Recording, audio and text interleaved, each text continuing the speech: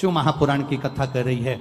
अमावस्या, अधिक मास के 30 दिन पूरे हो रहे हैं। अमावस्या का दिन था, दूसरे दिन अधिक मास का जब संजोग होता है, विराम का दिन होता है, अधिक मास का विराम का दिन वापिस मध्य का प्रारंभ का दिन वापिस हो जाता है। जब अधिक मास विराम होगा, 33 कोटि देवता, यक्ष, गंधर्व, देवता, पितर सब उस दिन लुटाते हैं, संपदा देते हैं, वैभव देते हैं। और उस दिन भूल से भी अगर एक कनेर का फूल शंकर भगवान पर चढ़ जाता है तो जिंदगी का सारा भंडार बाबा भर जाता है।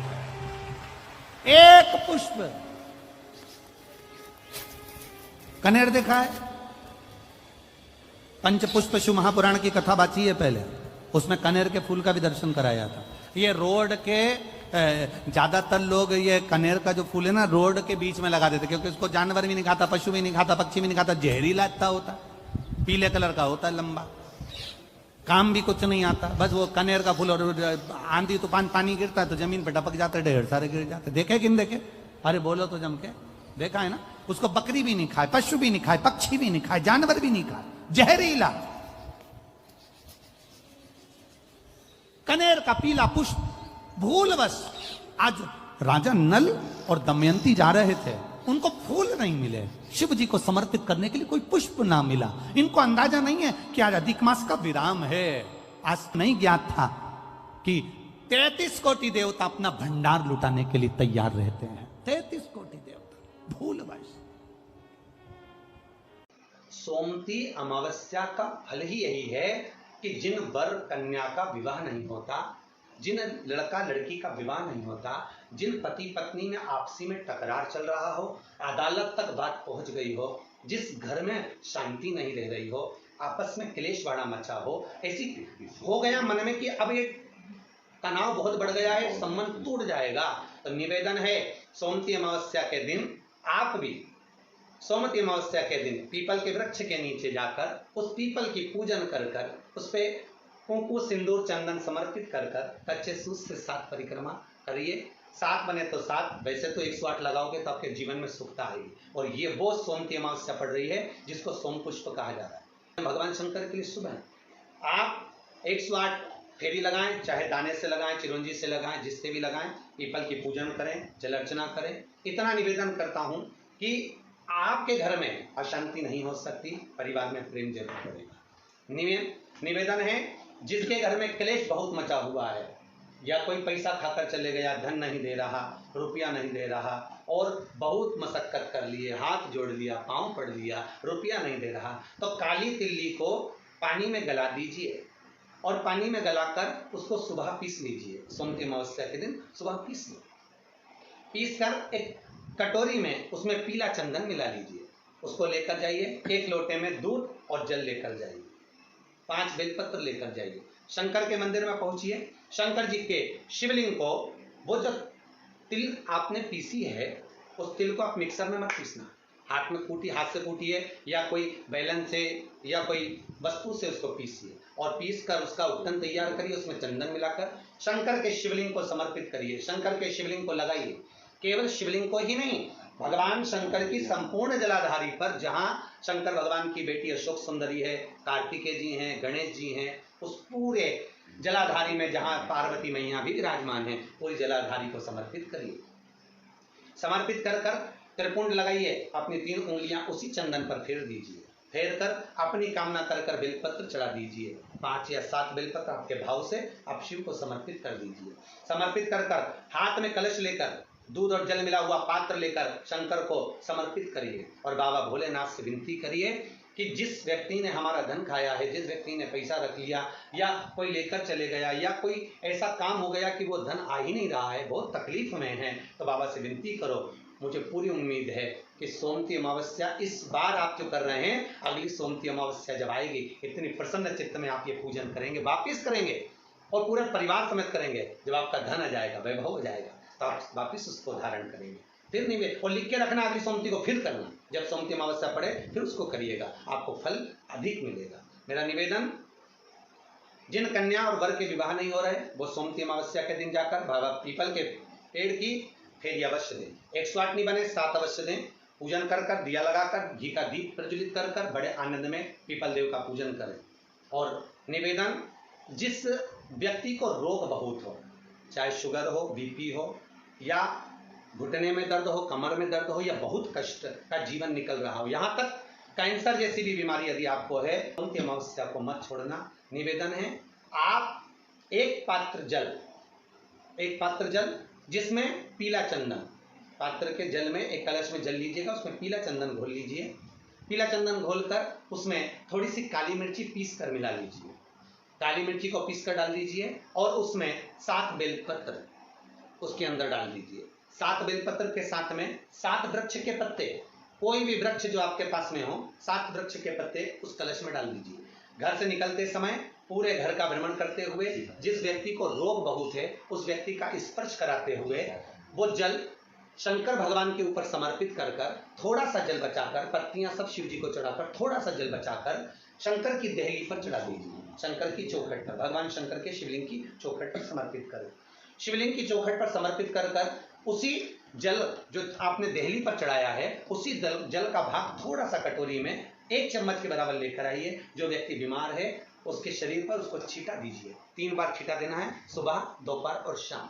उसके बाद में बाबा विश्वनाथ से प्रार्थना करिए। शाम के समय घर के बाहर एक घी का दिया अवश्य लगाइए। मुझे पूर्ण उम्मीद है सोमती अमावस्या रोग मुक्त करेगी, अधिक फल आपको प्रदान करेगी, सुख का अनुभव कराएगी, आपके जीवन का कल्याण करेगी। और निवेदन, सोमती अमावस्या हमारे जीवन को फलित करने वाली, सुख देने वाली, आनंद देने वाली, हम उसका लाभ अवश्य लें। जो बच्चे पढ़ने में कमजोर है या कोई विद्या के लिए किसी एग्जाम में बैठ रहे हैं, गवर्नमेंट की एग्जाम में बैठ रहे हैं और बच्चे उस एग्जाम में पास नहीं हो पा रहे हैं या निकल नहीं पा रहे हैं, या कोई टीचिंग के लिए, बैंकिंग के लिए आप अप्लाई कर रहे हो, नहीं हो रहा है, निवेदन है, सोमती अमावस्या कल पड़ रही है, 2 स्वस्तिक आपको बनाना है। कितने स्वस्तिक बनाना है? 2 स्वस्तिक। एक स्वस्तिक कुंकू का पीपल के पेड़ पर बनाना है आपको। पीपल के पेड़ पर बनाने के बाद में जमीन पर, भूमि पर एक घी का दिया लगाना है। दूसरा स्वस्तिक शंकर के मंदिर की चौखट पर आपको बनाना है, किसी भी एक साइड में, चाहे राइट में बना लें चाहे लेफ्ट में बना लें। शंकर के मंदिर पर जो स्वस्तिक बनाओगे वो पहले पीपल के वृक्ष के बनाना है। पीपल के वृक्ष के बनाने के बाद में शंकर के मंदिर में शाम के समय आप जाकर स्वस्तिक बना सकते हैं। दोपहर से लेकर शाम तक कभी भी स्वस्तिक बनाएं और एक घी का दिया वहां रखा है। बस इतना याद रखना, पीपल के पेड़ के नीचे जो स्वस्तिक बनाओगे वहां जो घी का दिया लगेगा उसमें गोल बत्ती लगेगी, फूल बत्ती लगेगी।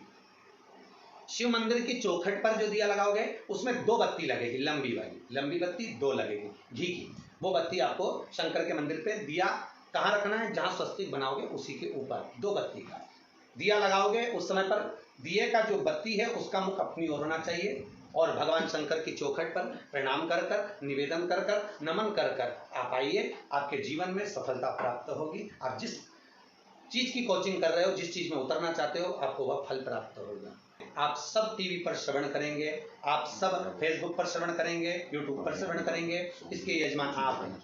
आप सबको इस कथा का लाभ लेना है। जितनी ज्यादा आप लोग व्हाट्सएप पे इसको भेज सकते हैं, लिंक शेयर कर सकते हैं, लिंक शेयर करें और इस कथा को सुनिएगा, अपने जीवन को धन्य बनाइएगा। अमावस्या, पुरुषोत्तम की अमावस्या। तुलसी की लकड़ी पानी में घुमाकर, लकड़ी नहीं हो तो माला तो होगी ही, जल में भ्रमण कराकर, जल में घुमाकर, तुलसी की लकड़ी को जल में डालकर स्नान जो करता है, मात्र घुमाना है, लकड़ी डालकर नहीं रखना है, घुमाकर अपने पूजन वाले स्थान पर रख लो, या पानी में पहले से घुमा लो, उस पानी को ले जाकर डाल दो। अमावस्या स्नान जो जीव करता है, शिव महापुराण की कथा कहती है, जितनी वर्ष में सोमती पड़ती है, सोमती अमावस्याएं पड़ती हैं, शनिचरी अमावस्याएं पड़ती हैं, सारी अमावस्या का पुण्य उस जीव के खाते में चला जाता है। अमावस्या के दिन आपको लगता है कि हमारे पूर्वजों का उद्धार नहीं हुआ, हमारे पूर्वजों का कल्याण नहीं हुआ, कहीं अधोगति में कोई चला गया है, उसका बस एक बार, रोज नहीं जरूरत है, प्रतिदिन जरूरत ही नहीं, महीने में एक बार अगर अमावस्या के दिन भी आपने चंदन के थोड़ा सा चंदन अगर मेरे देव अधिदेव महादेव को 7 स्थान पर समर्पित, 7 स्थान शिवलिंग के बताए हैं, जहां पर भूल से भी अगर कोई चंदन की उंगलियां लगा देता है, 7 स्थान ऐसे हैं जहां चंदन की मात्र उंगलियां लगा देने से ही शिव पितृलोक के पितरों को मुक्ति प्रदान करके वैकुंठ लोक का निवास दे देते हैं। 7 स्थान।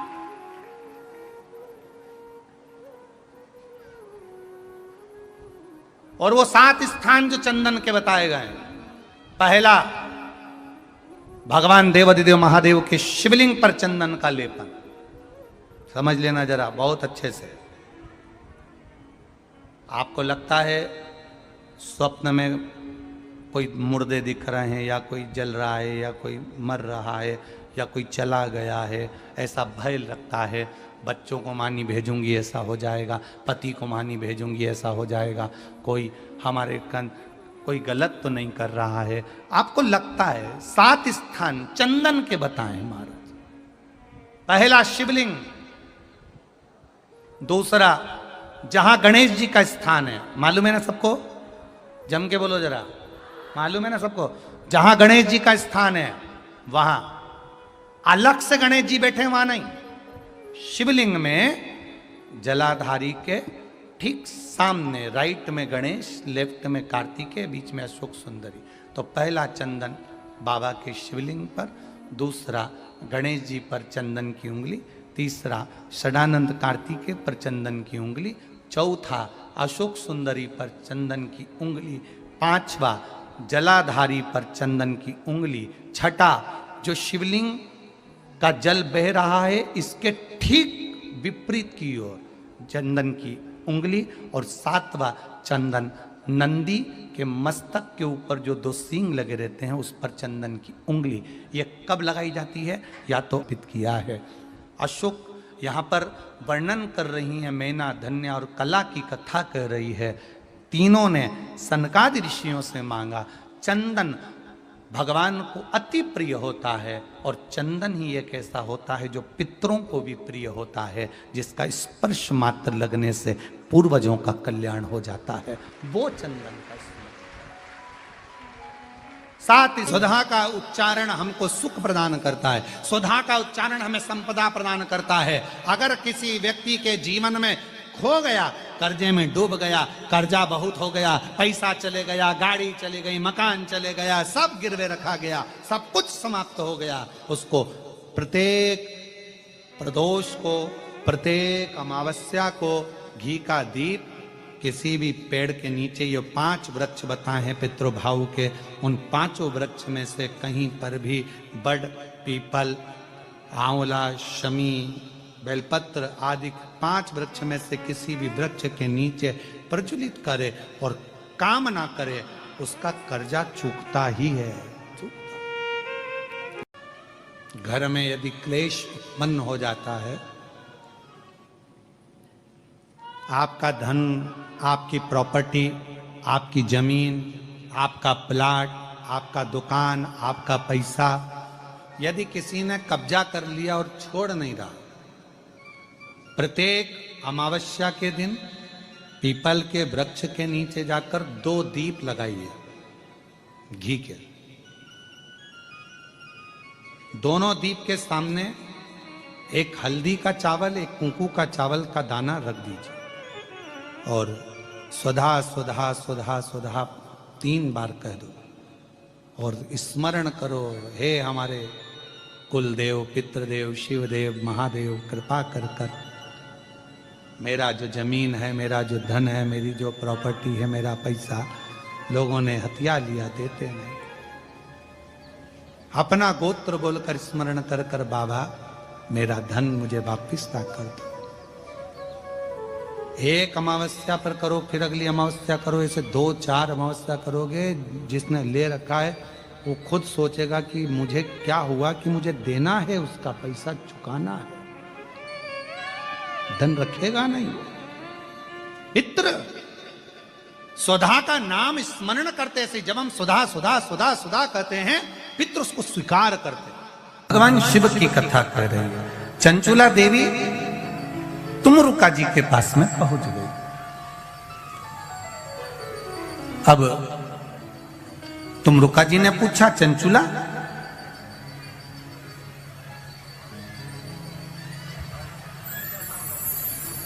तुम यजमान ढूंढने के लिए गई थी शिव महापुराण के लिए, किसी को जोड़े से बिठाना है, आप ढूंढने गई थी, कोई मिला?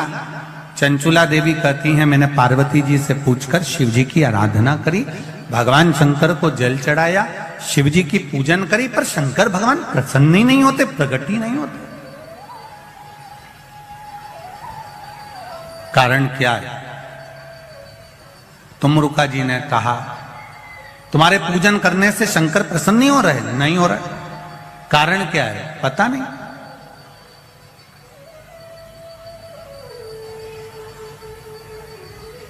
तुमरुका जी ने देव ऋषि नारद को बुलाया, नारद जी आए, श्रीमन नारायण श्रीमन नारायण।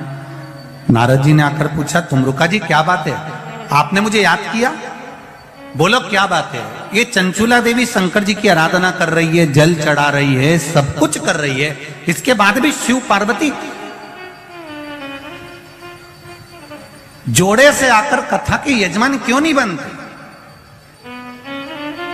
कहा, देवऋषि नारद ने कहा कि ये जब जल लेकर जाती है जल भूमि पर गिर जाता है। किसी अतिथि को भोजन कराते समय हाथ से गिलास, ट्रे से गिलास नीचे गिर जाता है, या पूजन करते समय कलश जमीन पर लुढ़क जाता है, या भगवान को जल चढ़ाते समय पानी का कलश जमीन पर गिर जाता है। देवऋषि नारद पुराण में कहते हैं उसका एक कारण होता है कि जो पूजन कर रहा है, जो भोजन करा रहा है, या जो जल देने जा रहा है, उसके पूर्वज जरूर प्यासे हैं और उनको अन्न का भाग नहीं मिल रहा, इसलिए वो जल बार बार भूमि पर गिर रहा।